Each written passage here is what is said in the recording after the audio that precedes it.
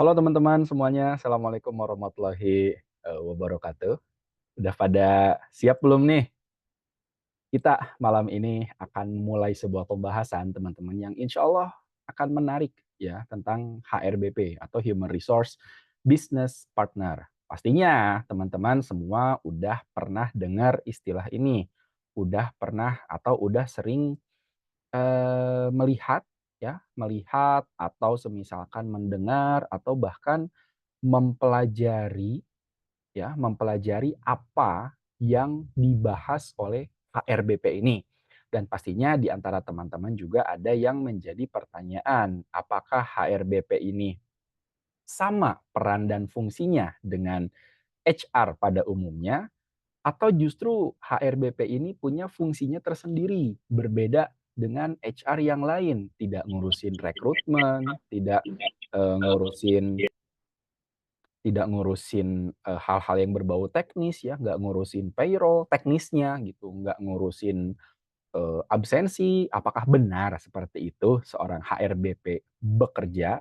Nah, sebelum itu teman-teman, sebelum kita mulai ya, pada hari ini materinya yang akan membawakan adalah saya sendiri ya teman-teman, tapi kita akan mengefektifkan waktu. Jadi untuk materi ini kita padatkan 20 sampai 30 menit ya. Jadi sesuai judul 20 menit paham HRBP atau HRBP ya. Kemarin sempat sudah saya sampaikan ya di grup teman-teman tentang antara HRBP dengan HCBP. Nah, kira-kira teman-teman lebih condong ke yang mana nih? Apakah lebih condong HRBP atau lebih condong kepada HCBP? Nah, ini yang akan kita bahas ya tentang apakah eh, soal HRBP dan HCBP ini akan tetap menjadi sebuah perdebatan atau justru akan kita patahkan gitu ya. Atau mungkin teman-teman punya argumennya tersendiri, boleh nanti kita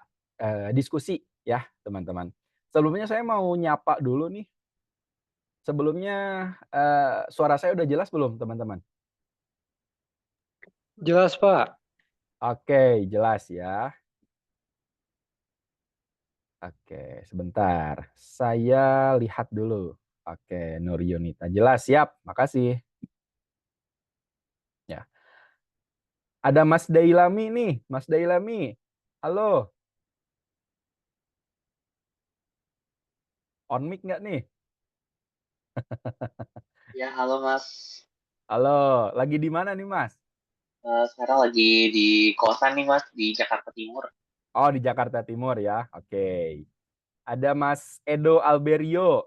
Halo Mas Edo, Halo, Mas. halo. Iya, halo halo. Di mana nih domisili? Tangerang, Mas. Oh Tangerang ya, oke. Iya. Ada yang di Indonesia Tengah nggak teman-teman? WIT, ada nggak? WIT ada? WIT, Wita, sorry. Wita hadir, ada yang dari Wita?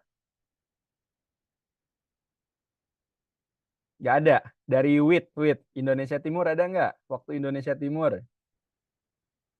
Ah, Wita hadir nih, Dharma. Dari mana Dharma? Bali, Pak.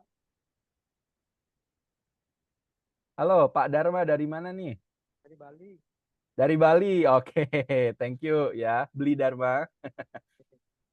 Wit nih, Mas Adi. Mas Adi dari mana Mas Adi? Dari Pulau Obi, Pak. Pulau Obi ya, di Maluku Maluku ya? Utara. Betul, Pak. Ya, Maluku Utara. Oke. Oke, hadir juga dari Bali nih, Mbak Handayani ya. Mbak Handayani. Oke, teman-teman semuanya hadir ya. Alhamdulillah kita bisa bertatap muka. Saya harapkan teman-teman di grup yang kita tergabung di dalamnya, teman-teman nggak cuma mendapatkan sebuah pelajaran, teman-teman tidak hanya mendapatkan sebuah insight ilmu, tapi teman-teman juga dapat terkoneksi satu sama lain ya. Contohnya kemarin di grup yang kita lakukan bersama ya, atau di grup yang kita tergabung di dalamnya ya, yang info HR webinar itu, baik yang di grup pertama atau di grup yang kedua, saya senang ketika teman-teman ada yang membagikan lowongan pekerjaan, lalu proses interview, dan yang diterima adalah orang yang ada di dalam komunitas ini atau yang ada di grup ini. Itu menjadi sebuah hal yang membahagiakan tentunya ya, koneksi yang impactful gitu. Karena untuk saat ini teman-teman, untuk menjadi seseorang yang sukses ya, dikatakan sukses, itu kan pinter aja nggak cukup ya, knowledge aja nggak cukup, tapi kita perlu, eee, effective network gitu. Kita perlu, jaringan yang efektif, jaringan yang bisa kita, manfaatkan atau bisa kita optimalkan dengan baik ya. Oke, segitu aja teman-teman di awal ya, kita langsung kepada materi kita, kepada pembahasan yang akan kita kupas di malam hari ini tentang HRBP atau Human Resource Business Partner. Kira-kira apa sih HR Business Partner itu? Oke, sebentar. Saya menyiapkan dulu slide-nya, teman-teman. Ternyata belum sempat saya siapkan ya.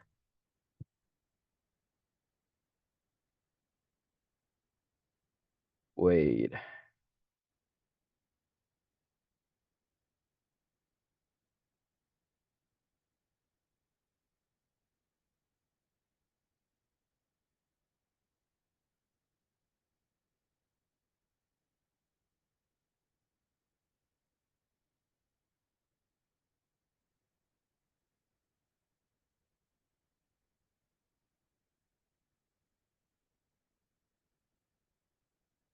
Oke, nah sudah ada ya? Oh, lagi loading, sorry. Nah, sip, udah ada ya. Jadi hari ini kita dominan warna hitam, teman-teman. First slide, langsung kepada pertanyaan ya. Ini nggak perlu kalian jawab di open mic ya. Cukup kalian simpan di otak teman-teman. Cukup kalian simpan jawabannya di hati ya. Tidak perlu diungkapkan sekarang. Kira-kira mana yang tepat nih? HRBP Indonesia aja ya, HRBP atau HCBP? Ya, kira-kira mana yang tepat? Silakan kalian nilai sendiri. Sekarang ya, masing-masing punya referensinya masing-masing ya, punya referensinya sendiri-sendiri, apakah kalian mau pilih HRBP atau HCBP, ya. Jawab di dalam diri sendiri dulu, oke. Oke, teman-teman, kita masuk kepada slide yang berikutnya. Saya akan memperkenalkan kepada kalian evolusi HR, ya, atau evolusi dari manajemen SDM. Ini adalah sebuah figur yang dikenalkan oleh Dave Ulrich, ya. Figurnya bernama The HR Agenda, ya teman-teman. Yang pertama, fungsi HR atau evolusi dari HR itu dimulai dari personalia. Ya, ini berkembang dari tahun 1930 sampai tahun 1960. Tahun 1930 itu tahun perang atau pasca perang, ya, atau tahun ketika ilmu manajemen ya yang dikomandoi gitu atau yang dipelopori oleh Frederick Winslow Taylor. Ya, kalau kalian kuliah manajemen pasti udah nggak asing dengan nama ini gitu ya. Frederick Winslow Taylor dia mengembangkan sebuah studi tentang organisasi bernama scientific management ya. Dan salah satu di dalam scientific management itu ada yang namanya human resource gitu atau sumber daya manusia. Tapi sifatnya itu teknikal banget ya, ngurusin gajian, ngurusin perekrutan ya. Bahkan salah satu alat tes psikologi ya bernama saya lupa lagi ya, pokoknya ada salah satu alat tes psikologi yang masih digunakan sampai rekrutmen saat ini. Pasti teman-teman juga pernah pakai alat tes psikologi itu, Pauline. Nah, yang ngitung itu ya, yang ngitung ke atas gitu, ngitung angka deret. Itu berkembang di sekitar tahun 1930-an, teman-teman. Jadi itu jadul banget ya, Pauline itu, perhitungan Pauline. Nah, ini adalah era-era personalia, ya, berkembang tahun 1930 sampai tahun 1960. Apa goals dari personalia ini?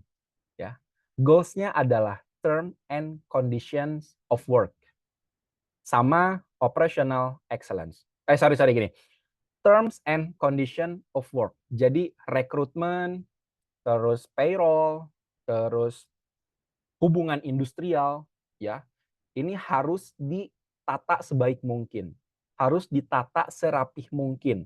Disinilah berkembang yang namanya SOP, ya, berkembang yang namanya do's and don'ts, berkembang tentang tata tertib kerja, berkembang tentang peraturan perusahaan. Ini adalah fase-fase personalia.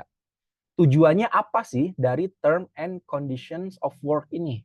Ya, kayak flow kerja, SOP, draft kontrak kerja ya atau perjanjian kerjasama, hal-hal yang sifatnya administratif atau sifatnya documenting ini berkembang di era personalia ini ya. Dan inilah tujuan dari adanya term and condition itu untuk menciptakan operasional yang sempurna.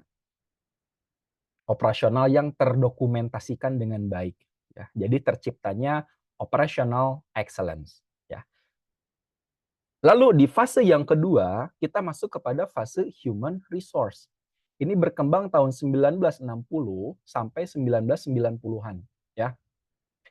Ini era ini kalau saya nggak salah, kalau teman-teman lebih tahu bisa nanti koreksi saya ya. Tapi setahu saya ini berkembang atau dikembangkan oleh seorang akademisi namanya Leonard Nadler yang memperkenalkan human resource development.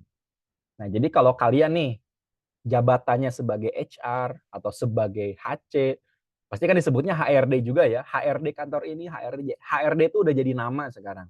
Ya, padahal nama aslinya HR. HRD itu adalah fungsi yang berkembang di tahun ini. Human Resource Development, dikomandoi atau dipelopori oleh Leonard Nadler. Apa sih goals dari HRD ini? Nah, nyambung ya. Goals-nya adalah mendesain dan deliver HR practice. Nah, di era ini berkembang yang namanya OD, Organization Development.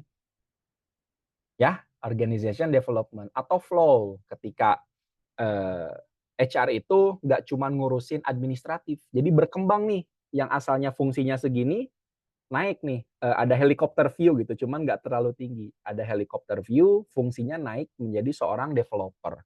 Ya, karena ada kata development di belakangnya. Mulailah HR berfungsi ke arah yang sedikit strategis, ngurusin desain organisasi, ngurusin tentang bagaimana agar orang-orang ini bisa istilahnya right man in the right place gitu ya. Orang yang tepat di tempat yang benar. Jadi jangan sampai orang yang nggak kompeten itu ditempatkan di tempat-tempat yang memerlukan keahlian khusus. Itu fungsi dari HRD. Selain berkembang OD ya atau organizational development, berkembang juga training and development di sini. Ya, orang-orang tuh mulai diperhatikan skill-nya, mulai diperhatikan teknisnya, keahliannya dan lain sebagainya. Ini HRD ya. Yang berikutnya, teman-teman, nah ini fase human capital. Ya. Oh ya, sorry, belum disampaikan. Tujuan dari mendesain and deliver HR practice ya, tujuannya untuk functional excellence. Jadi HR lebih betul-betul berfungsi ke arah develop ya, develop people gitu, atau develop the man ya, apa istilahnya? Workforce gitu, mendevelop tenaga kerja ya. Lalu kita masuk kepada era human capital atau HC ya.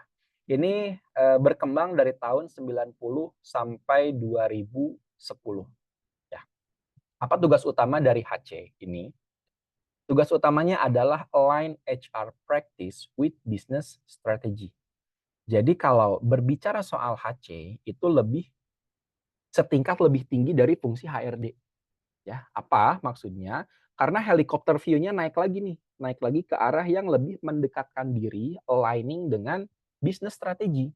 Ya, mulailah ketika kalian menjadi seorang HR, pastikan dikenalkan urutan kayak visi misi, terus bisnis model, bisnis proses, terus dari bisnis proses ke struktur organisasi, lalu ke job desk, dari job desk dan job qualification itu ke KPI ya, dari KPI itu langsung ke job evaluation dan lain sebagainya. Urutannya ya.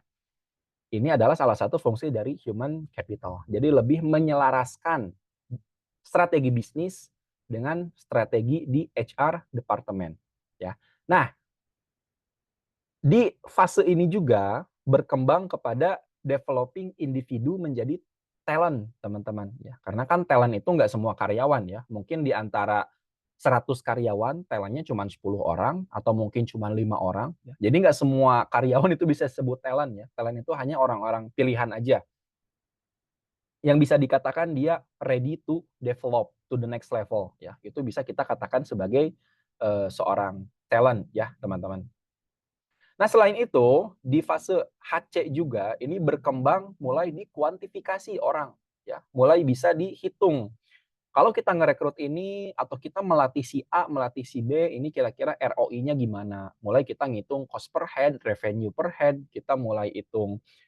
Pokoknya yang berbau keuangan itu mulai nyambung di era ini. Karena align strategi bisnis ya. Strategi bisnis ya pasti ngomonginnya duit. Kita mulai memandang human as capital, manusia sebagai modal ya. Yang namanya modal harus ada perhitungan, harus ada ini kapan nih BEP-nya atau ini kapan balik modalnya atau kira-kira ini orang kalau kita rekrut menguntungkan atau malah merugikan gitu. Jadi memang betul-betul penuh perhitungan ya, namanya juga human as capital. Jadi bukan manusia sebagai aset tapi manusia sebagai modal ya, modal untuk meraih tujuan-tujuan bisnis. Nah, kita masuk kepada fase yang terakhir, teman-teman, yaitu human capability ya, atau yang kita kenal dengan HRBP ya, atau Human Resource Business Partner. Itu dimulai dari tahun 2010 ya. Maksudnya eksis ya, bukan berarti ini tahun start atau tahun mulai, enggak, tapi ini mulai booming atau mulai menjamur ya ke seluruh dunia ini sekitar tahun 2010 sampai sekarang. Ini era paling mutakhir. Kedepannya pasti akan berkembang lagi ya. Mungkin nanti eranya apa gitu kita nggak pernah tahu ya. Nah, era yang terakhir, teman-teman, human capability adalah tujuannya atau kerjanya ya, kerja dari HRBP adalah create marketplace value atau outside in. Jadi gimana kita membawa sebagai seorang HR, membawa konteks-konteks global yang ada di luar, bisa perubahan teknologi, perubahan sosiokultural, atau perubahan-perubahan yang sifatnya itu demografi, ya, itu ke dalam. Dan bagaimana itu bisa diolah oleh internal, oleh seorang HR, menjadi strategi HR, dan itu di-deliver kembali kepada customer. Agar customer lebih relate dengan perusahaan kita. Itu yang kita sebut value. Ya. Tujuannya apa dari HRBP ini? Tujuannya adalah deliver organization and leadership. Jadi fungsinya lebih tinggi lagi ya HRBP ini. Oke? Udah ngeh ya, ini evolusi HR teman-teman yang dikembangkan atau yang dikemukakan oleh Dave Ulrich. Dan catatan penting, ini catatan penting ya, jangan sampai kalian salah tafsir. Menjadi seorang HRBP itu bukan berarti kalian menghilangkan fungsi personalia. Tapi lihat di sini ya, ketika kita menjadi seorang HRBP yang berfokus pada human capability, kita tetap memperhatikan unsur personalia. Kita tetap memperhatikan unsur HRD, kita juga memperhatikan unsur human capital, dan tugas kita ditambah nih menjadi lebih strategis lagi. Deliver organization value and leadership. Ya, jadi tugasnya bertambah, bukan menghilang atau berubah enggak, tapi bertambah tugasnya. Ya, ini jangan sampai kalian multitafsir. Oh, jadi HRBP kita udah nggak perlu peduli sama payroll, kita udah nggak peduli sama kontrak kerja, kita udah nggak peduli sama apalagi rekrutmen. Ya, sorry ya, kita nggak level ngurusin rekrutmen, nggak gitu mainnya. Nggak gitu mainnya. Kalian tetap ngurusin, ya maksudnya ngurusin tapi nggak ke teknis. Tapi bagaimana kalian harus bisa menciptakan atmosfer kerja yang relate dengan value yang akan kalian deliver kepada customer. Oke, gitu ya cara main HRBP ya. Next. Nah, biar lebih jelasnya teman-teman, yang tadi ya, ini ada dua sumbu. Sumbu yang pertama ini tentang evolusi HR, dan sumbu yang kedua ini tentang garis waktu.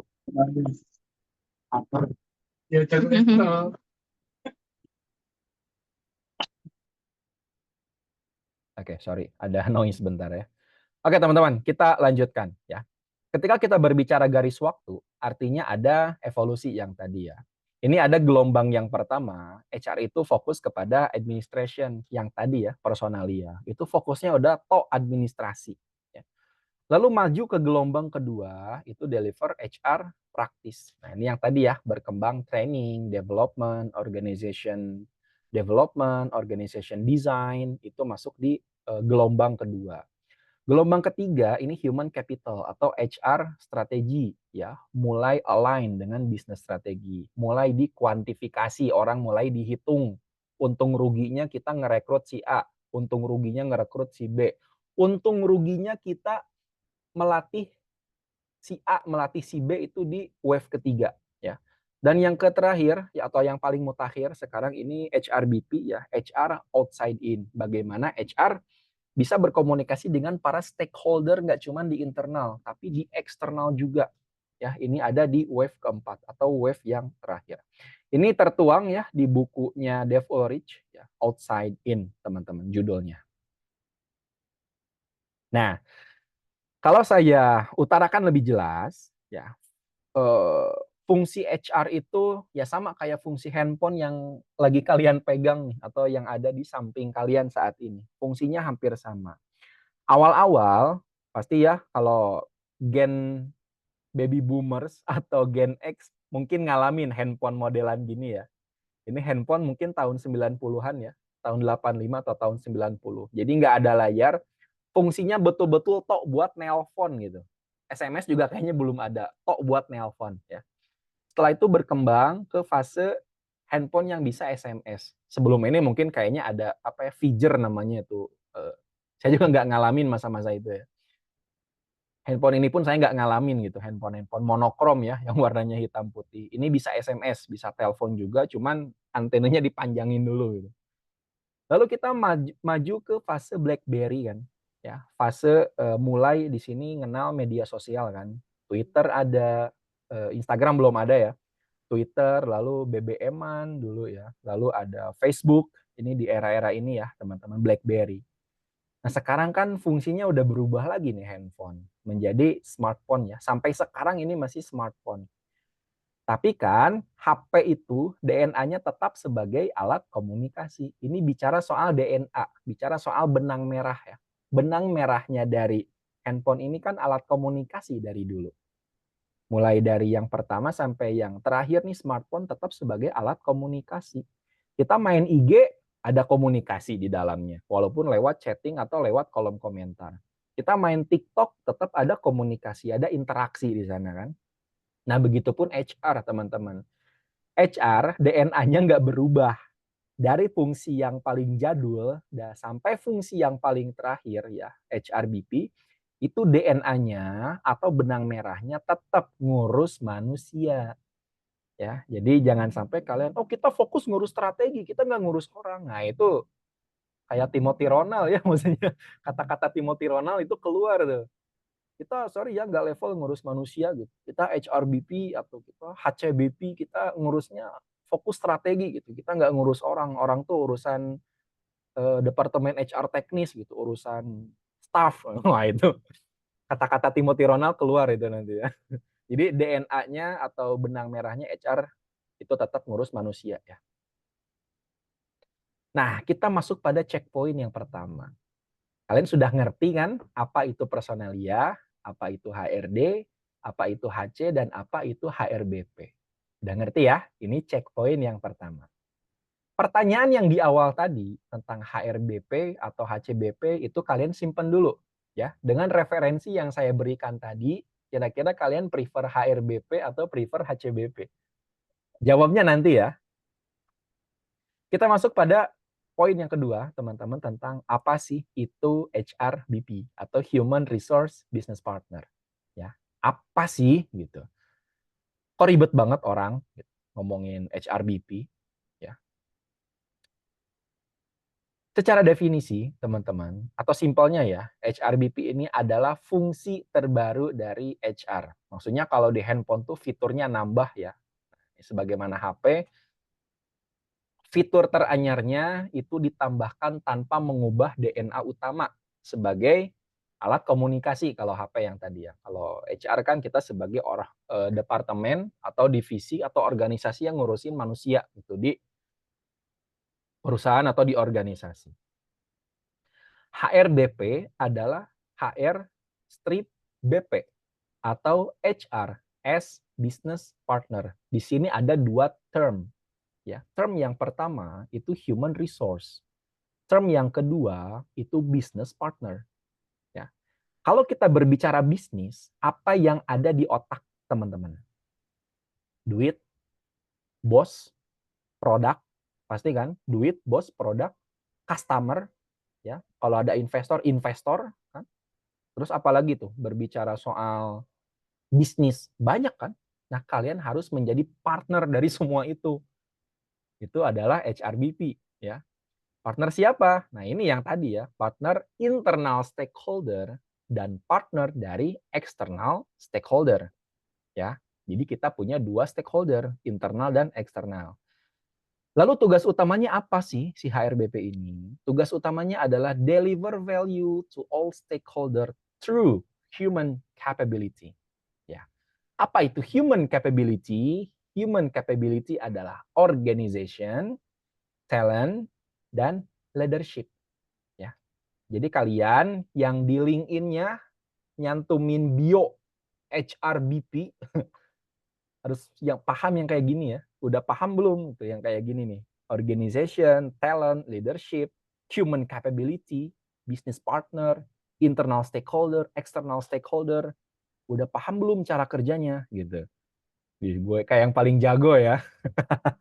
Enggak teman-teman, it's just share ya, it's just share. Nah, pertanyaan berikutnya, apa itu value? Ya, karena kan tugas utamanya deliver value. Pertanyaan berikutnya, apa itu value? Ini akan dijawab nanti ya. Kapan HRBP tercetus? Nah, ini kita balik ke sejarah dulu.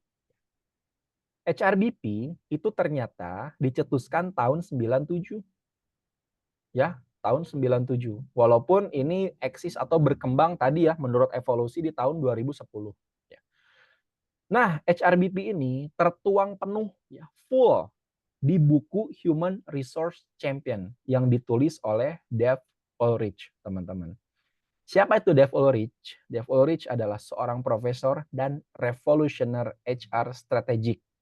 Ya.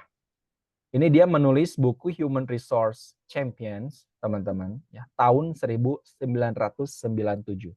Dan di buku ini dicetuskan tentang Human Resource Business Partner sebagai sebuah konsep, sebagai sebuah peran terbaru dari seorang HR. Ya. Jadi kalau kita bicara kapan sih HRBP itu berkembang, kalau berkembang ya mungkin tahun 2010. Tapi kalau berbicara ada, eksis, ya, atau dicetuskan, itu tahun 97. Ya, lewat Mana buku pensil ini. aku? Pensilnya di mana? Aku nggak tahu. Oke guys, sorry ada noise ya masuk.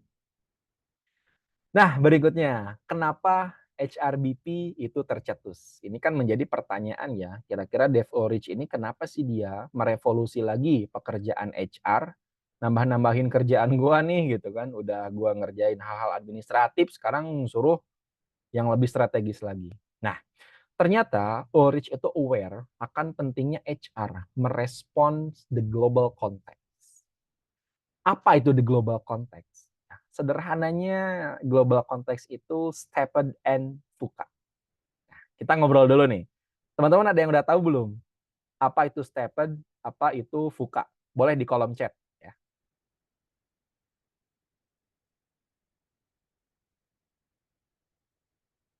Oke, Mbak Mira benar. Volatility, uncertainty, complexity, and ambiguity. Ini VUCA ya. Thank you Mbak Mira. Stephen-nya ada yang tahu nggak?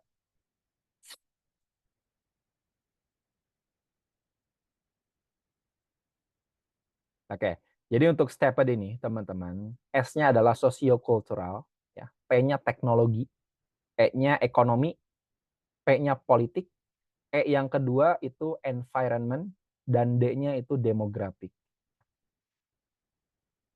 Kita harus percaya dan kita harus yakin bahwa Stephen dan VUCA ini sangat mempengaruhi iklim bisnis di seluruh dunia. Ya. Kenapa BlackBerry bisa jatuh? Atau kenapa BlackBerry bisa gagal? Karena dia nggak bisa ngerespon step, ya, ketika orang-orang secara sosiokultural lebih memilih Android, ya, lebih memilih tren terbaru gitu ya. Dan dia juga menolak tentang volatility, kekacauan. Dia menolak uncertainty, ketidakpastian. Lalu masa depan itu kan kompleks ya, makin kompleks. Dan juga makin ambigu, teman-teman. Makin sulit ditebak. Gitu. Nah, BlackBerry gagal merespon ini. Berbeda dengan Apple. Berbeda dengan Google. Ya. Mereka mampu merespon ini, makanya bisnisnya sustain. Bayangin dengan adanya ChatGPT sekarang, ya, Google tidak mengeluarkan Gemini. Pasti Google kemungkinan bakal ditinggalkan. Tapi kan Google merespon itu dengan menciptakan Gemini. Nah itu ya sederhananya tentang Stephen. Lalu ya tadi ya mereka ini ya Stephen dan Fuka ini sangat mempengaruhi iklim bisnisnya tadi saya ceritakan. Nah jangan sampai HR departemen kalian atau departemen kita bersama ini membuat program yang nggak align dengan global konteks di atas. Oke, tahun ini kita ada program leadership development. Kita ada program training communication. Kita ada training soal public speaking. Kita ada training soal apa lagi ya yang biasa tuh? Training soal the effective communication. Pertanyaannya, sesuai belum dengan the global context? Dibutuhkan nggak itu sekarang? Ini ya, PR juga nih buat orang-orang L&D. Bagaimana kita harus bisa ngerespon the global context itu ke dalam organisasi. Ya, kalau tadi kita berbicara soal outside in, ya, HRBP kan berbicara outside in. Inilah yang disebut dengan outside, ya, sisi luar. Ada Stephen, ada Fuka. Dan itu harus kita bawa ke dalam, tarik ke dalam. Bagaimana kita mengolah konteks ini, mengolah dinamika ini menjadi value buat program-program yang akan kita jalankan. Ya. Dan ini adalah penyebab utama perusahaan keluar budget besar untuk SDM tapi tetap near impact. Sorry, maksudnya yang ini. Ketika HR buat program yang nggak align dengan global konteks di atas, ya. Ketika program yang kalian buat itu nggak align atau nggak selaras, ya, dengan global konteks atau dengan bisnis strategi, ya itulah penyebab utama perusahaan keluar budget besar gitu. Tapi near impact, ya, nggak ada impactnya. Training keluar budget besar, ya, tapi impactnya hampir bisa dikatakan nggak ada. Yaitu karena kita asal buat kurikulum aja, kita asal buat pelatihan tanpa kita tahu konteksnya untuk apa. Nah, berikutnya, di mana posisi HRBP? Ya, kalau kita gambarkan sebuah struktur organisasi, teman-teman, ini paling atas kan BOD ya, BOD paling bawah ini staff. Nah, seorang HRBP ini berada satu line di bawah BOD. Ya. Atau, nah ini opsi ya, atau dia bisa menjadi neck dari BOD. Artinya dia nggak punya bawahan, sifatnya itu konsultatif. Ya. Bisa jadi seorang tenaga ahli atau seorang staf ahli, ya. Ini HRBP. Atau dia juga dapat bersatu perannya dengan HR manager. Anggap aja HRBP yang ada di sini nggak ada, jadi dari BOD langsung itu ke manager atau ke head of HR. Ya. Nah, head of HR dia juga harus memerankan diri atau memainkan peran sebagai seorang HRBP. Ya, kalau ditanya di mana posisinya, ya di sini ya. Jadi udah pasti ini posisi manajerial, posisi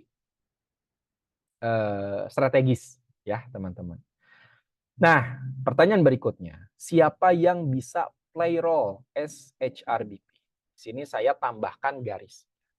Jadi kalau kalian mau menjadi seorang HRBP, itu minimal kalian menjadi seorang manajer. Ya.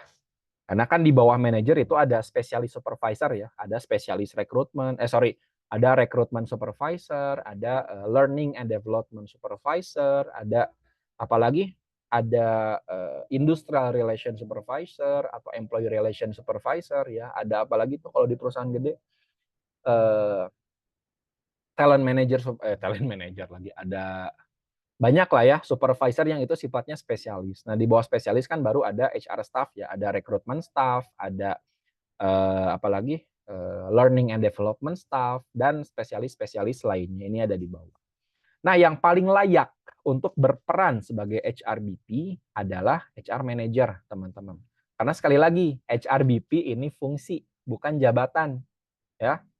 Jadi saya sebetulnya agak kurang setuju kalau ada jabatan namanya HRBP staff atau HRBP supervisor, HRBP intern apalagi ya. Ya sebetulnya nggak apa-apa, asal kalian bisa nge-advise BOD ya. Karena ini kaitannya langsung dengan BOD, pengambil keputusan. Jadi kalau bertanya siapa yang paling layak menjadi seorang HRBP atau berperan sebagai seorang HRBP, ialah HR manager. Next, nah, bagaimana HRBP itu bekerja? Ulrich menjelaskan di dalam bukunya yang Human Resource Champion yang tadi, yang terbit tahun 97. Ini sebuah konsep ya, teman-teman. Tapi ini abstrak. Ini saya jelaskan ya. Seorang HRBP itu memainkan 4 peran. Yang pertama sebagai seorang strategic partner. Yang kedua sebagai seorang administrative expert. Yang ketiga sebagai seorang employee champion. Dan yang keempat sebagai seorang change agent. Ya. Masih abstrak ya. Dengerin dulu. Jadi ketika kita sebagai seorang HR dihadapkan pada masalah future atau masalah masa depan, strategic focus, dan dihadapkan pula dengan urusan proses, maka kita berperan sebagai seorang strategic partner. Bagi siapa? Bagi internal stakeholder dan bagi external stakeholder. Ya. Berikutnya, ketika kita dihadapkan dengan urusan proses di dalam perusahaan kita ya, proses rekrutmen, proses personalia yang tadi ya, atau proses HRD atau proses HC, dan juga operasional sehari-hari, maka kita harus berperan sebagai seorang administrative expert. Apa itu administrative expert? Administrative expert adalah seseorang yang memikirkan how to cut the process, how to cut the cost, how to cut the energy, how to cut the istilahnya? Proses cost and power, dan tenaga. Bagaimana itu bisa lebih efisien.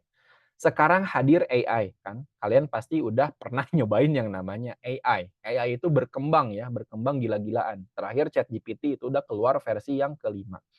Kira-kira bagaimana ya kalian bisa mengoptimalkan AI agar pekerjaan operasional sehari-hari sesederhana download absen atau sesederhana input absen itu bisa lebih singkat. Ya misalkan kalian udah bisa pakai HRIS ya, atau kalian bisa pakai AI, automation dan lain sebagainya. Ini adalah salah satu ya tadi praktek sebagai seorang administrative expert. Dan ketika kalian dihadapkan dengan masalah day to day atau operasional dan juga masalah people, manusia, ya, maka kalian harus menjadi seorang employee champion atau juaranya karyawan. Sekarang coba kalian tanya pada diri kalian sendiri sebagai seorang HR, apakah kalian sudah menjadi juara di hati karyawan atau kalian malah menjadi public enemy di kantor? Kalau kalian masih menjadi seorang public enemy, artinya ya kalian susah dikatakan sebagai seorang HRBP. Kalian nggak juara di hati karyawan. Ya. Nah, gimana cara nge-bring ini? Ya kita harus memberikan the better experience pada karyawan. Experience tuh bukan experience kayak oke kita lomba cosplay ya di kantor atau oke kita ada lomba Agustusan, kita gila-gilaan, kita happy-happy joget-joget di kantor, bukan experience kayak gitu yang dimaksud. Ya. Tapi experience gimana caranya kalian memanage kompensasi dengan baik ya, memberikan benefit yang baik, mendevelop orang secara tepat ya, melatih orang dengan baik ya, sesuai dengan keahliannya, itu yang disebut dengan experience, teman-teman. Lalu event bolehlah kita ada employee gathering, ada family gathering, lalu kita memberikan program-program yang punya benefit bagus ya, sehingga program itu juga bisa berdampak pada customer experience ke depannya. Itu yang disebut dengan experience ya. Jadi bukan kayak employee experience yang lomba cosplay dan lain sebagainya, enggak. Saya kurang setuju dengan hal kayak gitu ya. Lalu yang berikutnya, ketika kalian dihadapkan dengan urusan future dan people, kalian harus menjadi seorang change agent. Ya, harus menjadi agen perubahan. Nah, ini kalau bicara soal agen perubahan itu sebetulnya Dave Ulrich juga, dia yang mengemukakan ya istilah ini, teman-teman. Gitu ya, untuk penjelasan dari peran sebagai seorang HR business partner model. Ya, ini dipublish oleh AIHR atau Academy to Innovative HR, sebuah perusahaan konsultatif training ya dari Belanda, dan dia juga mengemukakan konsep yang dibawakan oleh Ulrich ini. Itu yang pertama ya. Atau yang kedua, bisa juga ketika dihadapkan dengan future, kita berperan sebagai strategic partner dan change agent. Ketika kita berbicara soal proses, maka kita berperan sebagai seorang strategic partner dan administrative expert dan seterusnya. Ini yang disebut dengan human resource business partner. Oke, next. Nah, kita sampai di checkpoint yang kedua. Sudah kenal dengan HRBP atau dengan HRBP, silakan tanya pada diri sendiri. Checkpoint yang pertama, tadi masih ingat ya, kalian udah kenal dengan personalia, dengan HRD, dengan HC, ya. Dan checkpoint yang kedua, kalian udah kenal belum dengan HRBP? Nah, itu silakan nanti kalian jawab, ya. Nah, kalau sudah dapat insight dan sudah bisa menjawab ya, punya jawaban dalam hati, sekarang kita lihat lowongan kerja berikut. Ya. Lihat ya, teman-teman. Ini saya dapatkan di Jobstreet. Ya. Namanya Human Resource Business Partner, jabatannya HRBP. Ya. Lihat job desk-nya. Menjalankan analisa jabatan, KPI, serta penilaian kinerja dan matriks kompetensi terupdate secara periodik. Oke. Lalu yang kedua, membuat usulan perbaikan SOP. Yang ketiga, menjalankan proses rekrutmen. Menjalankan loh ya, menjalankan proses rekrutmen. Bukan merancang alur rekrutmen yang efektif, tapi menjalankan. Menyusun program training tahunan. Teknikal ya. Lalu yang terakhir, berperan serta memberikan masukan dan perspektif SDM dalam program pengembangan. Nah, kayaknya yang terakhir aja yang masuk HRBP. Nah, setelah dapat insight HRBP, kira-kira menurut kalian lowongan kerja ini sudah tepat atau belum ya disebut sebagai HRBP? Setelah tadi saya jelaskan ya tentang apa itu HRBP. Jawab sama diri sendiri ya. Nah, ada yang di kolom chat nih. Belum ya, no. Nah, iya. Kalian sudah menilai ya, udah bisa menilai. Artinya di Indonesia ini banyak sekali yang menganggap HRBP itu adalah nama terbaru dari HRD ya, atau nama terbaru dari HR. Padahal no, esensinya bukan kayak gitu ya, teman-teman. Saya membawakan HRBP dengan dalil yang jelas ya, dengan sumber yang jelas yang tadi. Nah, kembali pada inti poin. Ini boleh kalian jawab di chat ya. Nah, sekarang boleh kalian jawab di chat atau boleh kalian raise hand. Mana yang tepat? HRBP atau HCBP? Yang di chat dulu.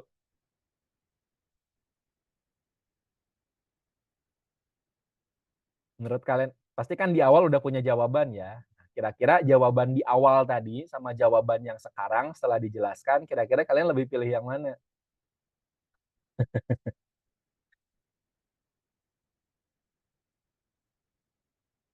Beda makna HRBP dan HCBP. Oke. Ada lagi teman-teman? HRBP ya. Oke.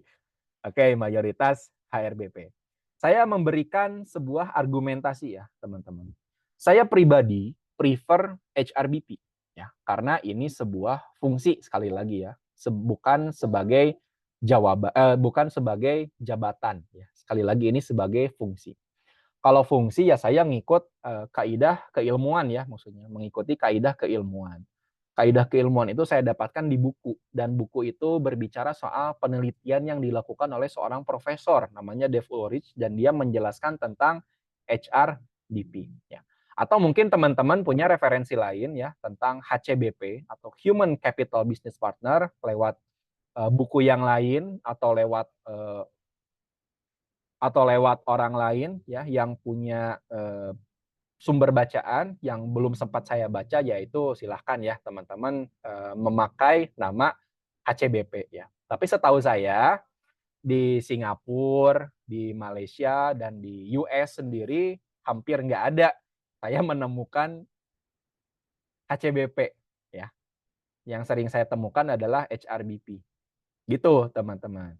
Nah, argumen yang kedua, kalau ada HCBP, kenapa tidak ada personalia BP? Kenapa tidak ada HRD BP? Kalau HCBP ada gitu kan. HC sama aja kayak fungsi.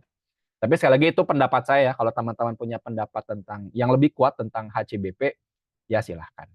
Oke? Saya tetap respect kepada teman-teman semua. Oke, ini guys, teman-teman yang bisa saya sampaikan. Oh, ternyata over 25 menit ya. Jadi 45 menit paham HRBP ya. Tentunya yang saya jelaskan di sini hanya basic ya, teman-teman. Kita belum bahas soal internal stakeholder siapa aja. Kita belum bahas soal external stakeholder itu siapa aja. Kita belum bahas soal bagaimana kita nge-build culture ya. Culture tadi lupa nggak saya input ya. Culture itu ada di fase HRD, teman-teman. Fase kedua ya, evolusi kedua di organization design, di sana juga berkembang culture ya, budaya organisasi atau organization culture ya. Nah, bagaimana culture ini dia bisa efektif deliver value to all stakeholder ya, dan masih banyak lagi. Nah, teman-teman, saya ada informasi juga ya. Ini ada sebuah project yang saya kerjakan, teman-teman. Kita kenal HRBP ya, lebih deep dive lagi, semudah scroll TikTok. Nah, apa maksudnya? Nah, di sini teman-teman, saya bekerja sama ya, atau saya didukung oleh Mayar ya, mayar.id, teman-teman, untuk membuat sebuah online course tentang deep dive HRBP ya, HRBP atau the next level of HR. Ini dengan pembawaan yang mudah ya, atau pembawaan yang bisa dimengerti seasyik scroll TikTok ya, teman-teman.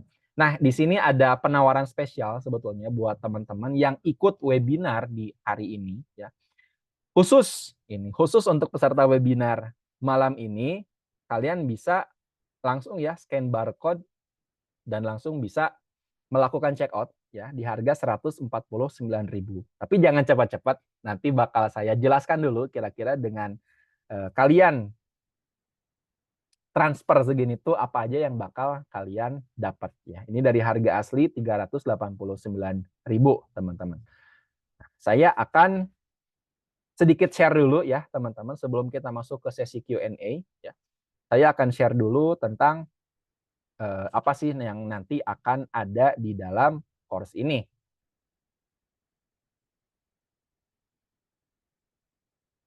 Oke, wait, ada ya ini. Wait. Nah, nanti kalian akan masuk ke platform ini, teman-teman udah terlihat ya. Nah, kita akan belajar 22 video ya. Ada 8 kuis dan ada 4 file yang bisa di-download. Nah, ada garansi di awal, nanti bisa teman-teman baca ya tentang apa itu HRBP, dan ini ada materi-materinya. Mulai dari introduction ya sampai nanti the global context basic and mindset HRBP juga akan dibahas di sini ya. Nah, teman-teman di awal akan dihadapkan dengan pretest dulu. Ada pretestnya. Setelah pretest itu jangan takut salah ya kalau pretest, karena ini kan emang tempatnya buat salah gitu. Pretest nanti ada belajar soal tokoh pencetus ya, the global context, evolusi peran HR, sama post testnya nanti pengisian ya. Setelah kalian dapat materi ini, kalian isi post test. Lalu yang berikutnya, ini ada modul yang kedua tentang peran dan fungsi HRBP. Yang tadi ya lebih detail lagi, lebih deep dive lagi. Tentang strategic partner, administrative expert, sampai kepada change agent. Ya. Lalu yang berikutnya tentang organization capability. Nah, ini banyak ya, mulai dari organisasi ternyata itu bukan struktur di mata HRBP ya, atau di mata human resource business partner ya. Ini bukan struktur organisasi itu, tapi apa yang nanti bisa kita cek ya. Ada global context versus atau ex human capability ya. ke bawah sampai culture architect ya, sampai kepada make the others feel better. Dan yang terakhir itu sampai nanti kepada bagaimana HR itu harus mampu merespon the global context. Ya, teman-teman, ini ada contoh videonya, kalian bisa cek di previewnya ya. Nah, ini nanti ada studi kasus juga di dalamnya, teman-teman. Fungsi yang pertama dari seorang human resource ada suaranya ya. Seorang strategic partner bagi perusahaan. Apa saja peran dari strategic partner ini? Nah, kita ambil studi kasus, teman-teman. Kita belajar dari Netflix soal tujuan bisnis dan juga strategic partnernya. Dalam hal ini HR-nya ya, atau HRBP-nya. Netflix ini, mereka ingin dikenal sebagai the best global entertainment distribution service dan entertain the world. Ini untuk misinya. Ini kalian bisa lihat dan kalian bisa akses ya, visi dari Netflix ini apa, vision statement-nya apa, dan mission statement-nya apa. Vision statement-nya adalah ingin dikenal sebagai the best global. Nah, itu contohnya ya, teman-teman. Jadi kalau teman-teman mau akses nanti silahkan ya, bisa teman-teman akses di barcode yang tertera di sini. Atau saya juga ada penawaran spesial buat teman-teman yang mau bergabung untuk affiliate. Saya mendapatkan atau saya share profit sebesar 40% buat teman-teman free. Teman-teman nggak perlu buat bikin kelas ya, atau teman-teman nggak perlu apalagi nggak perlu capek-capek buat ngomong bikin materi ya, tinggal nge-share aja, teman-teman dapat komisi sebesar 40%. Oke? Itu teman-teman yang bisa saya sampaikan. Jadi hanya hari ini aja penawaran spesialnya. Kalau next ya kalian mau ikut course ini, ya kalian bisa membayar dengan harga normal ya di 389.000. Next kita masuk ke sesi Q&A. Siapa yang mau bertanya boleh teman-teman, atau sharing atau mau mengoreksi apa yang saya sampaikan tentang HRBP ya boleh. Yuk kita diskusi guys. Boleh open mic atau boleh di kolom chat ya.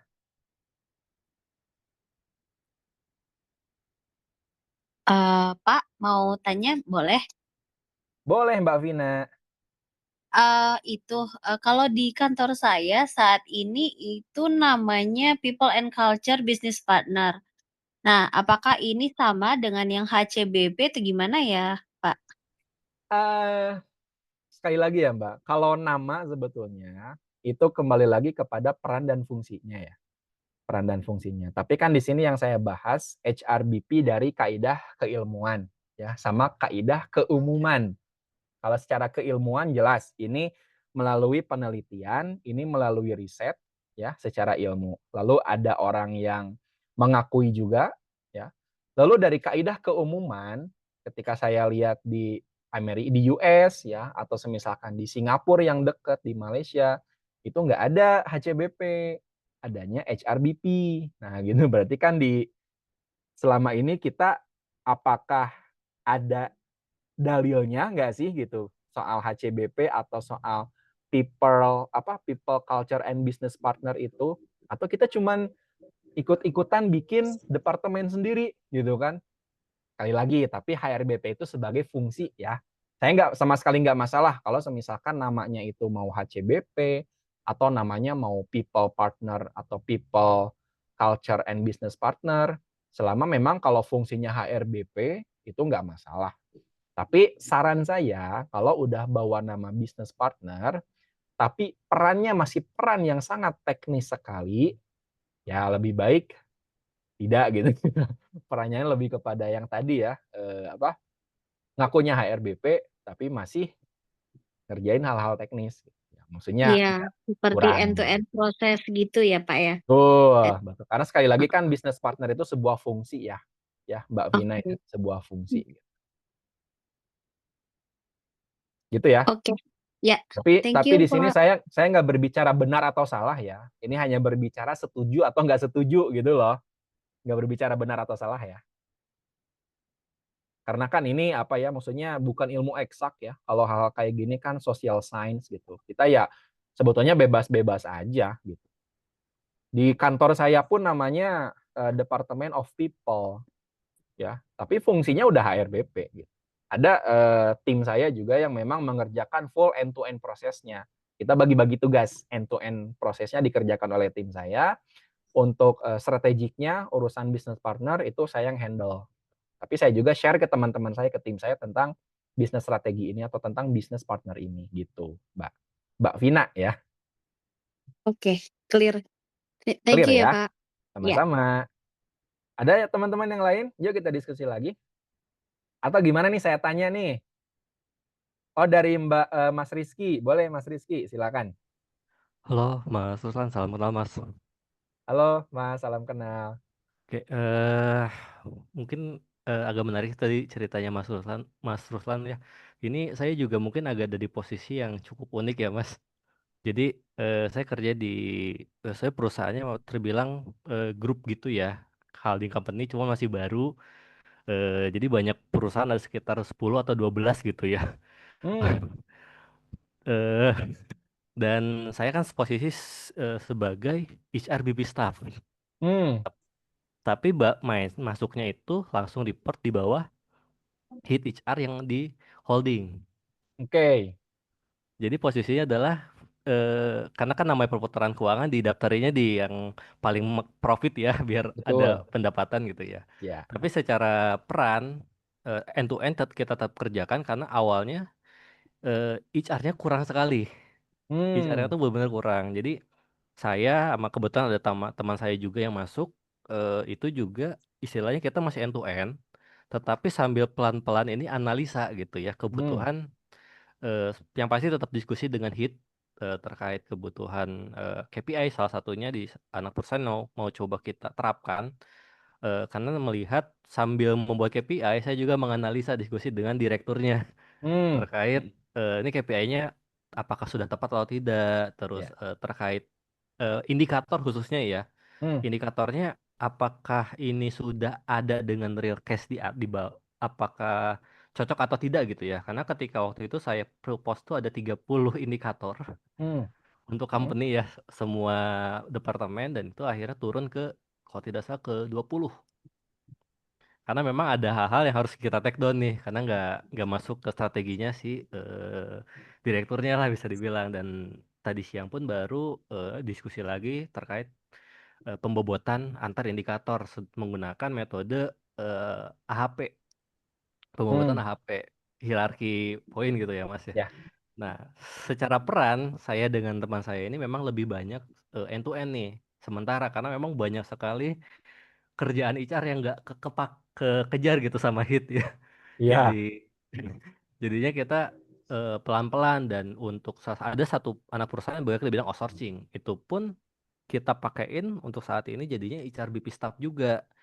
Karena memang masih berkutat terkait kerancuan administrasi dulu nih sebelum kita mau arahin ke sana. Karena kalau dari hit itu waktu saya mau join gitu, dia juga pengen nggak cuma sebatas HR doang gitu, administrasi Hmm, doang. Karena dulu pernah ada HR-nya, itu fokusnya terlalu administratif, lebih ke personalianya gitu ya. hmm, Peran hmm, ke human capitalnya kurang, sedangkan kita holding nambah terus kan setidaknya bisa enggaknya ada HR itu nggak cuma sebatas ya administrasi doang gitu. Ya makanya ini agak unik juga sih saya masuk juga. Wah, kok langsung 10 company sebenarnya yang saya harus bantu itu support 6 lah kurang lebih yang ke berdua handle lah 6 ya. rekan. Iya Mas, cuman saat ini untuk KPI baru satu dulu karena mau coba kita trial error apalagi ada HRS internal yang sedang dikembangkan itu juga saya sama teman juga yang harus ngecek gitu ya bugnya secara UI UX-nya kayak gimana dan semacamnya. Jadi agak dibilang sebagai bisnis partnernya masih sedikit sih perannya karena awet-awetan lah bisa dibilang ya masih awet-awetan di awal gitu sih mungkin lebih ke sharing kali ya. Nah Iya, iya. awalnya juga saya unik waktu daftarin kok HRBP staff ya dan perannya juga dilihat itu ya lebih ke HRD ataupun ke HC gitu ya. Iya, iya. Bisa Iya. aja deh coba dulu pas interview, wah ternyata sekompleks itu. Oh. Oke. Mungkin lebih ke sharing Mas dan kebetulan posisinya juga di Bandung sih company-nya. Ah gitu. Ya. Oke, oke. Sama saya juga di Bandung. Iya, kebetulan kan teman saya juga kenal sama Mas Ruslan nih, Aditya. Oh, ya Adit dulu satu tim sama saya. Ya, itu saya dulu satu kantor sama dia sebelum di kantornya sekarang. Oh gitu. Oke, oke Mas Rizky. Berarti kalau secara secara Iya, peran yang tadi diceritakan oleh Mas Rizky sebetulnya itu lebih dekat kepada human capital sebetulnya ya, human betul. capital. Tapi masih perpaduan juga dengan human resource development ya. Kalau secara HRBP sekali lagi sebetulnya saya yang tadi ya, yang saya bilang di awal tentang HR manager yang lebih layak menjadi seorang HRBP itu lebih kepada fungsi sebetulnya. Betul. Fungsi karena yang lebih dekat untuk memainkan peran HRBP itu adalah seorang manajer. Kenapa? Karena seorang HR manager kan itu punya akses kepada BOD gitu atau Betul. kepada pimpinan tertinggi di perusahaan.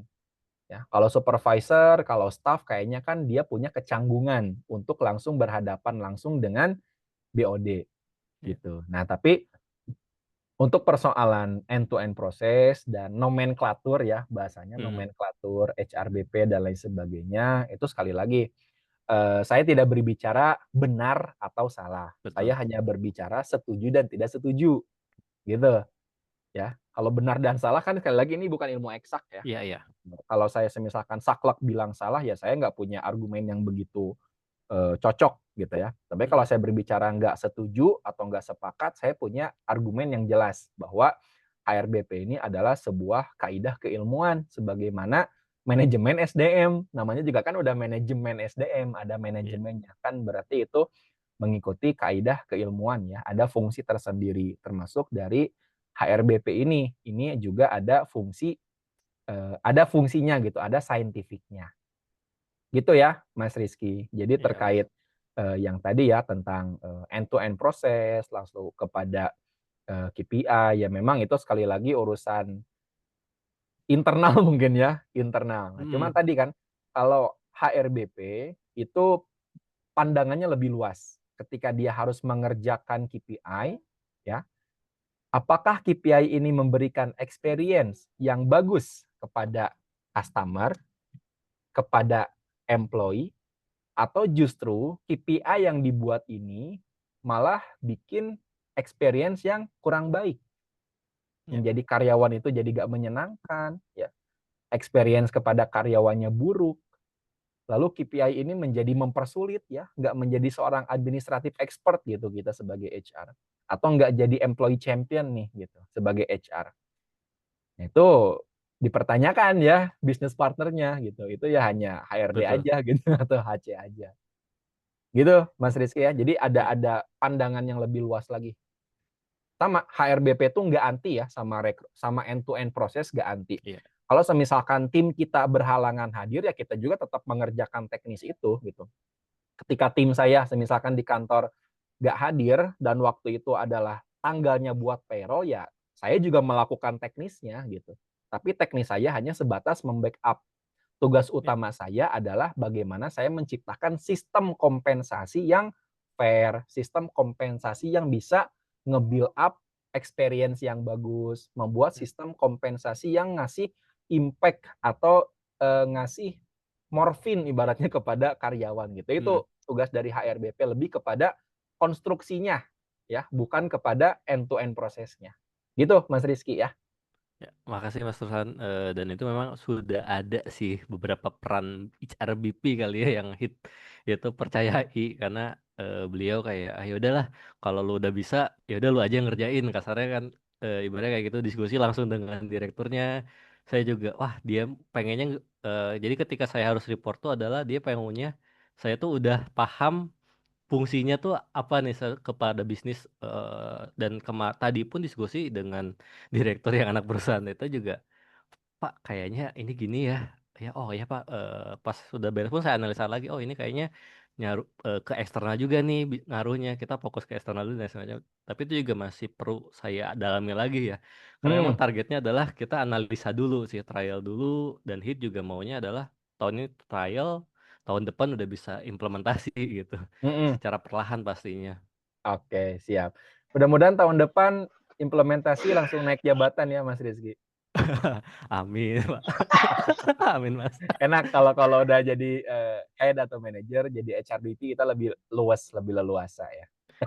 Iya. Oke, Karena thank you masih Mas baru sih, Rizky Mas. ya. Ya, saya juga masih baru sih di company sekarang memang. Makasih, Oke, Mas. sama-sama. Mbak Mira boleh silakan Mbak. Halo, selamat malam Mas Ruslan. Suara saya Halo. terdengar jelas kah?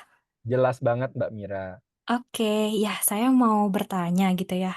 Eh, Sebetulnya boundaries atau apa ya, mungkin batasan HRBP itu sampai mana gitu ya Mas ya? Karena to be honest kalau misalkan setiap tahunnya saya gitu sebagai HR, hmm, ya masih di area people gitu ya, strategic people kayak misalkan mungkin tahun depan kita akan ada proyek apa aja nih, misalkan di akhir tahun kita ngitung manpower planningnya atau kebutuhan orangnya tuh ada di berapa gitu. Misalkan load analysisnya kayak gimana, terus misalkan dari talent mappingnya seperti apa, apakah hanya sampai situ saja gitu, karena kalau tadi kan Mas Ruslan sempat mention juga ya gimana caranya kita nge-influence atau mungkin memberikan insight menjadi partner untuk top management baik itu internal stakeholder ataupun eksternal kayak gitu. Betul. Nah, mau tanya itu batasannya kayak gimana, karena kadang dari top management juga ada yang nanya kayak misalkan ini aku harus kayak gimana ya gitu.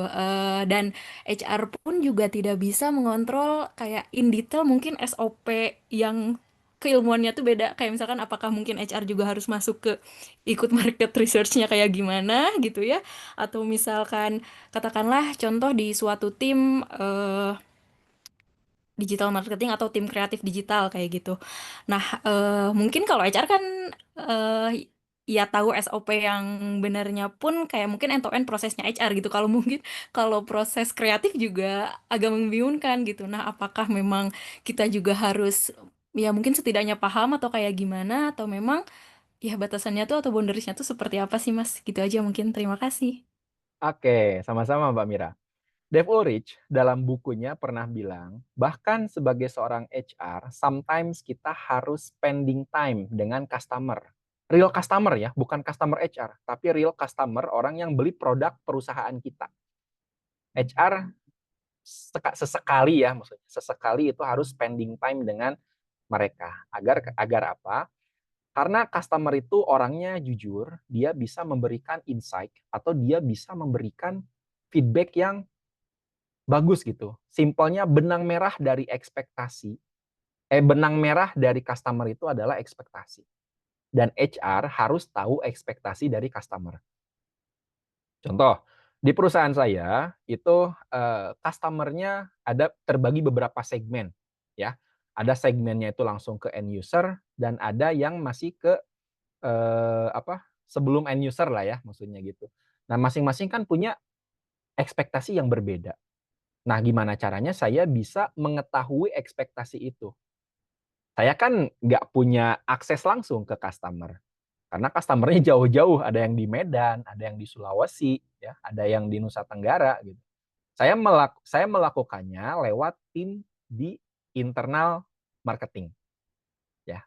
Jadi kita ngobrol dengan head-nya marketing, ya, kita kerjasama, saya butuh data dari ekspektasi customer.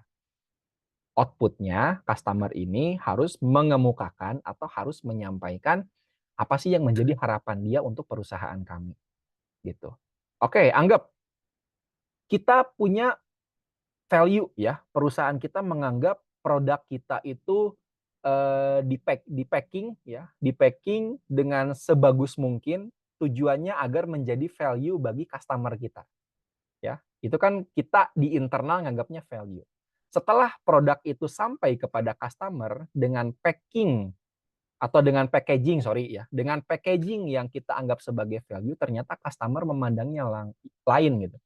Mereka nggak menganggap itu sebagai sebuah value, tapi mereka menganggap packaging ini sebagai sebuah kesulitan. Kenapa? Karena ini mau saya kirimkan sebagai hadiah gitu kan. Saya mau repackaging kembali dengan produk atau dengan ide yang saya inginkan.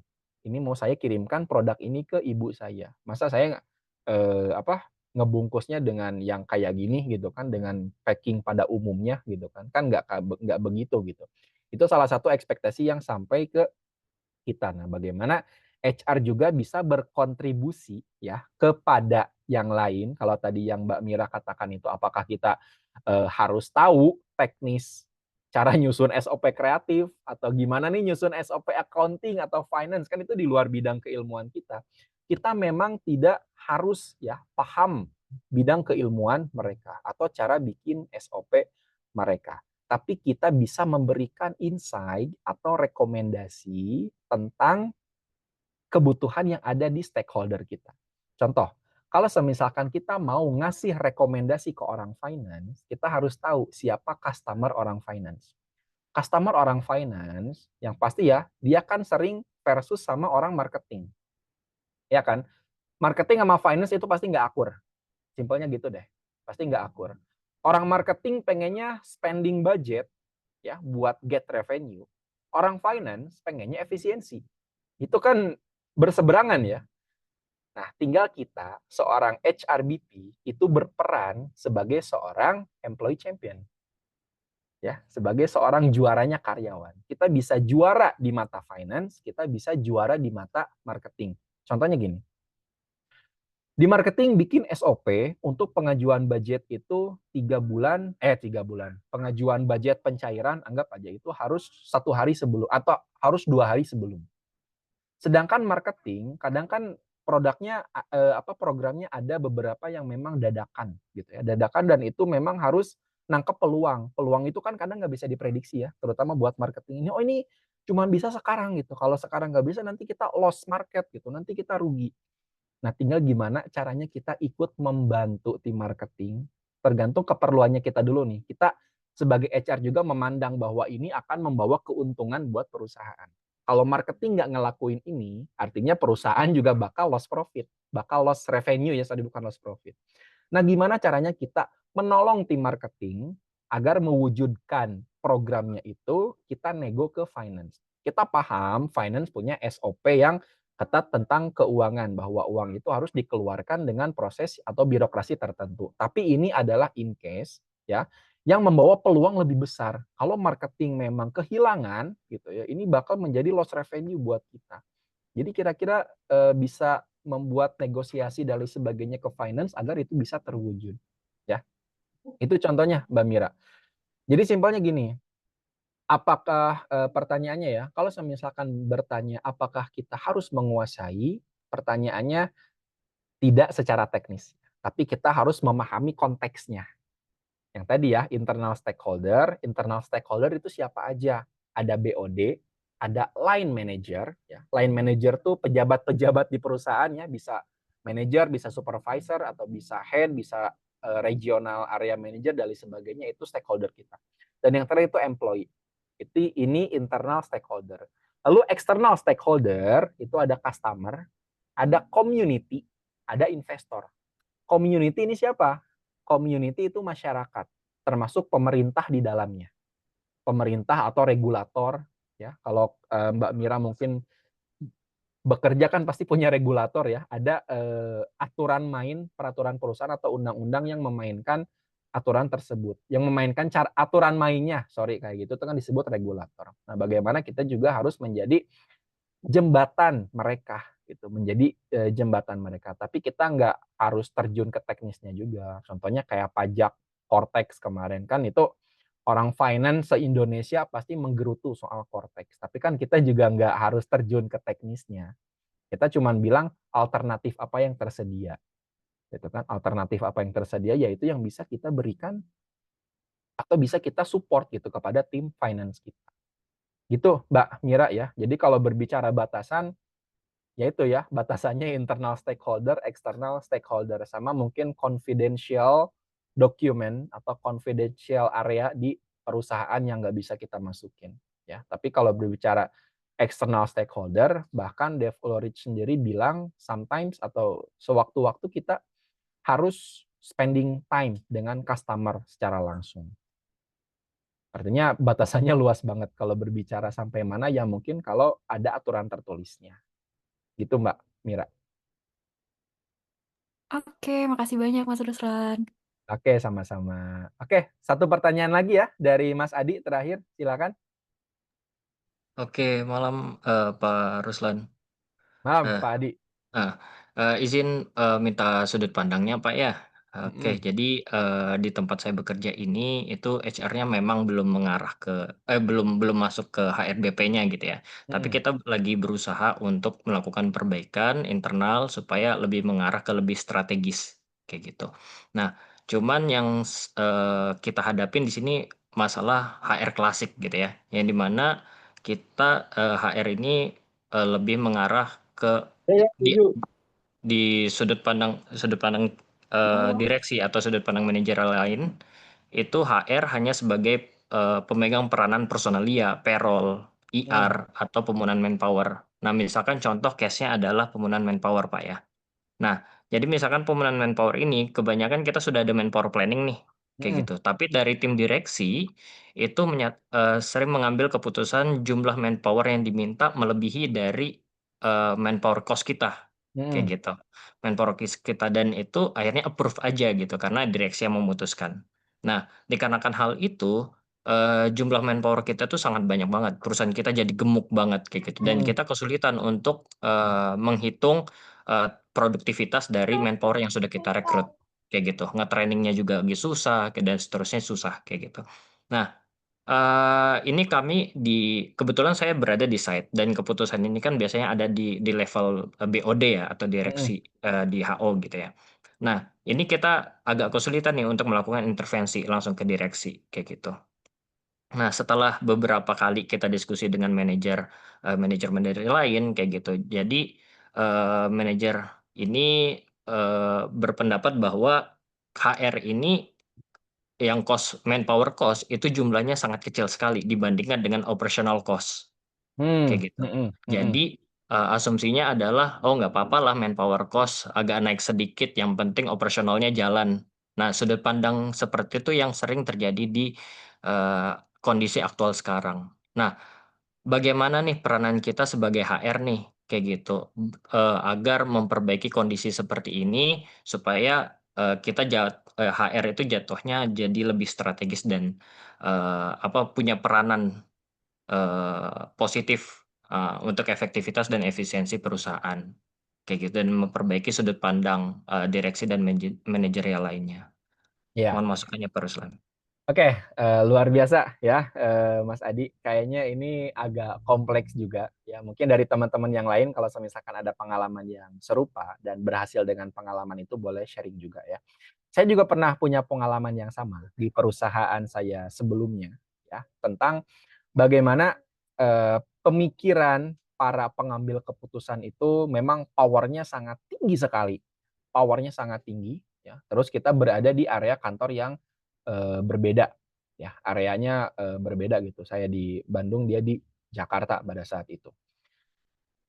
Lalu selain itu ya, selain dia terpisah secara jarak, kita juga terpisah secara apa ya istilahnya, generation gap ya. Kita ada generation gap juga. Jadi dia orangnya mungkin bisa dikatakan transisi dari boomers ke Gen X ya. Transisi dari boomer ke Gen X, makanya secara pemikiran HR itu ya udah urusannya urusan personalia aja gitu, nggak perlu ke hal-hal yang lebih urusan strategis gitu. Karena memang itu diambil alih sepenuhnya oleh power seorang BOD atau power seorang CEO ya. Pada saat itu saya sebagai seorang HR di sana ya sempat memberikan insight kepada direktur atau kepada pengambil keputusan ya, direktur utamanya. Saya sempat kebetulan pada saat itu ada kesempatan Mas ya. Saat itu saya ada kesempatan ngobrol dengan dia ya, 2 orang, 4 mata sorry ya, dengan dia.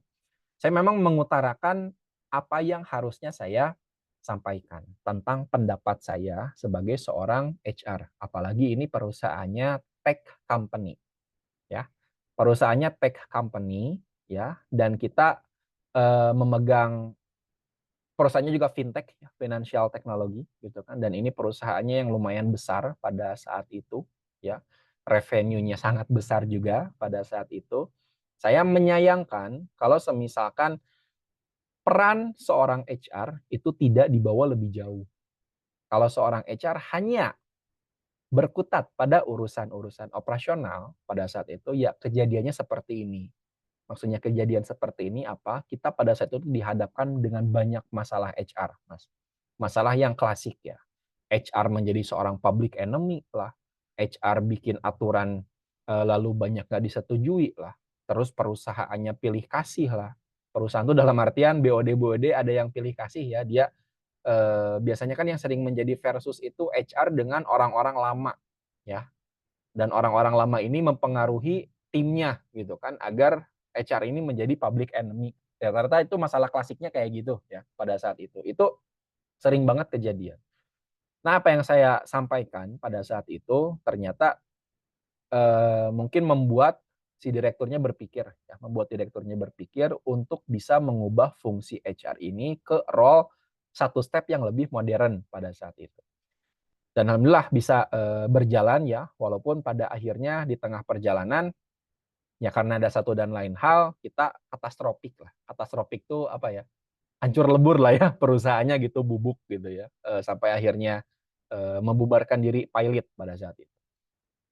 Nah, insight-nya ya Mas Adi untuk sudut pandang saya mungkin bisa dibicarakan dengan bukan site ya.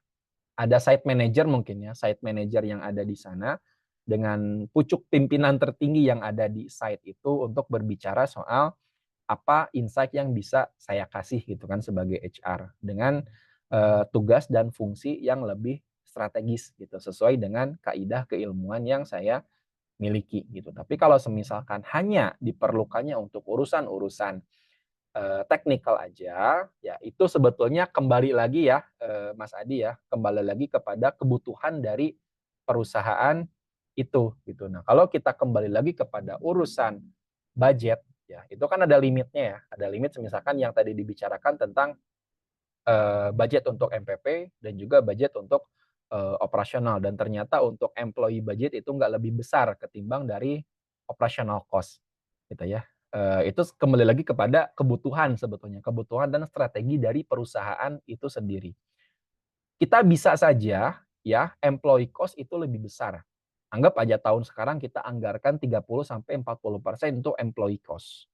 Ya, itu bisa, sangat bisa. Tapi sekali lagi, align nggak dengan bisnis strategi?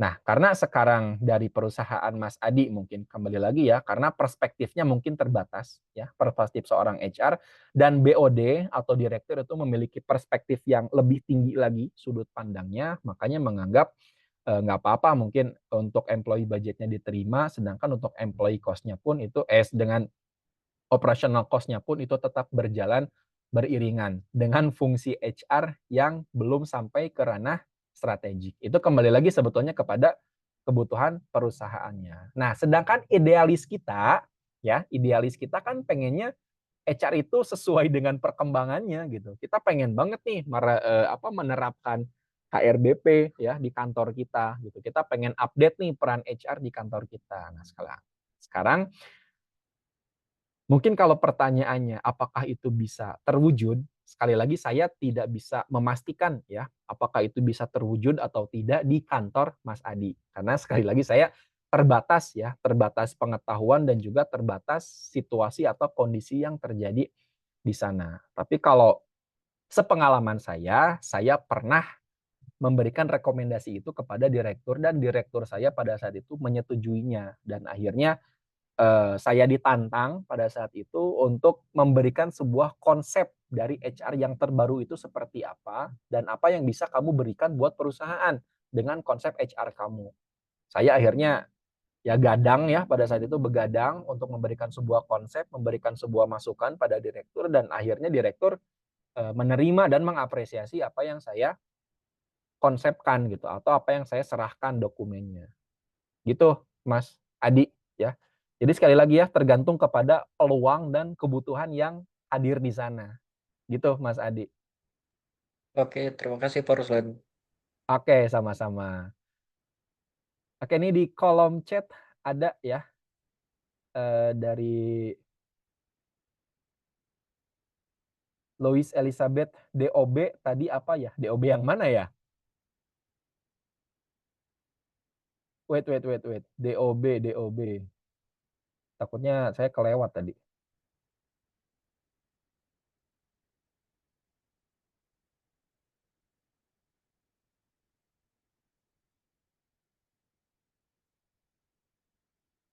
BOD kali ya. Bukan DOB apa? Sorry. Wait. Nah ini ya, BOD itu Board of Director atau Dewan Direksi. Ini terdiri dari direktur-direktur ya, Mbak Lois. Ada direktur SDM, direktur utama, direktur keuangan, atau bahasa startup atau bahasa kekiniannya CEO, CFO, CPO, ya, COO dan lain sebagainya, itu disebutnya BOD atau Board of Director, Dewan Direksi ya. Mereka pengambil keputusan tertinggi di perusahaan. Baik, teman-teman, terima kasih atas waktunya. Saya cukupkan untuk sharing kita pada hari ini. Tentunya saya berterima kasih ya kepada teman-teman dan juga memohon maaf kalau misalkan ada kekurangan selama pelaksanaan webinar ini ya. Sekali lagi saya ucapkan terima kasih. Bagi teman-teman, nanti akan saya share ya feedback formulir ya untuk diisi nanti di grup ya. Di grup nanti diisi kira-kira untuk webinar ini apa penilaiannya, apa yang harus diimprove ya. Tentunya data itu akan saya gunakan agar di kemudian hari saya bisa membawakan materi lebih baik lagi ya, improvement yang lebih impactful buat teman-teman. Oke. Sekali lagi terima kasih teman-teman atas apa yang sudah diperdengarkan ya kepada teman-teman semua. Mudah-mudahan menjadi manfaat dan menjadi insight baru ya teman-teman tentang HRBP ini seperti apa. Dan jangan lupa ikut join kelasnya ya, di yang tadi kalian bisa check out nanti di mayar.id. Kita sama-sama belajar tentang HRBP itu seperti apa, dan itu juga tentunya ada update ya tentang materi yang ada di online course saya. Terima kasih teman-teman atas waktunya. Selamat beristirahat. Assalamualaikum warahmatullahi wabarakatuh.